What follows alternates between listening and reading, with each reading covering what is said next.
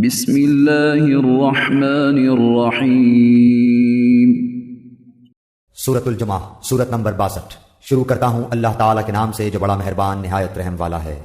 یسبح للہ ما فی السماوات وما فی الارض الملک القدوس العزیز الحکیم۔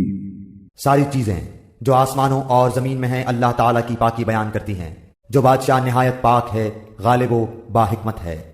هو الذي بعث في الأميين رسولا منهم يتلو عليهم آياته ويزكيهم ويعلمهم الكتاب والحكمة وإن كانوا من قبل لفي ضلال مبين۔ وہی ہے جس نے ناخواندہ لوگوں میں انہی میں سے ایک رسول بھیجا جو انہیں اس کی آیتیں پڑھ کر سناتا ہے اور ان کو پاک کرتا ہے اور انہیں کتاب و حکمت سکھاتا ہے، یقیناً یہ اس سے پہلے کھلی گمراہی میں تھے۔ وآخرین منهم لما يلحقوا بهم وهو العزیز الحکیم۔ اور دوسروں کے لیے بھی انہی میں سے جو اب تک ان سے نہیں ملے اور وہی غالب باحکمت ہے۔ ذلك فضل اللہ یؤتیہ من یشاء واللہ ذو الفضل العظیم۔ یہ اللہ کا فضل ہے، جسے چاہے اپنا فضل دے، اور اللہ تعالیٰ بہت بڑے فضل کا مالک ہے۔ مثل الذين حملوا التوراة ثم لم يحملوها كمثل الحمار يحمل أسفارا بئس مثل القوم الذين كذبوا بآيات الله والله لا يهدي القوم الظالمين۔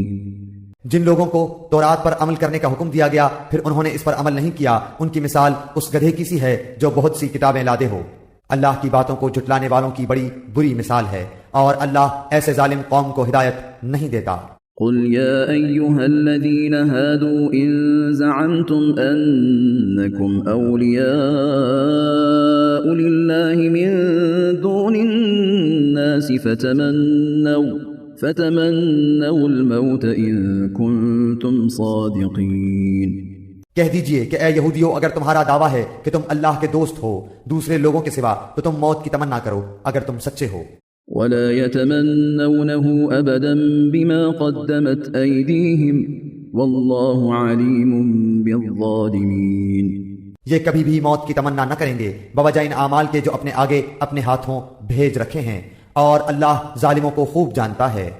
قل ان الموت الذي تفرون منه فإنه ملاقيكم ثم تردون إلى عالم الغيب والشهادة فينبئكم بما كنتم تعملون۔ کہہ دیجئے کہ جس موت سے تم بھاگتے پھرتے ہو وہ تو تمہیں پہنچ کر رہے گی، پھر تم سب چھپے کھلے کے جاننے والے اللہ کی طرف لوٹائے جاؤ گے، اور وہ تمہیں تمہارے کیے ہوئے تمام کام بتلا دے گا۔ یا ایہا الذین آمنوا اذا نودی للصلاة من یوم الجمعة فاسعوا الى ذکر اللہ وذروا البیع ذالکم خیر لکم ان کنتم تعلمون۔ اے وہ لوگو جو ایمان لائے ہو، جمعہ کے دن نماز کی اذان دی جائے تو تم اللہ کے ذکر کی طرف دوڑ پڑو اور خرید و فروخت چھوڑ دو، یہ تمہارے حق میں بہت ہی بہتر ہے اگر تم جانتے ہو۔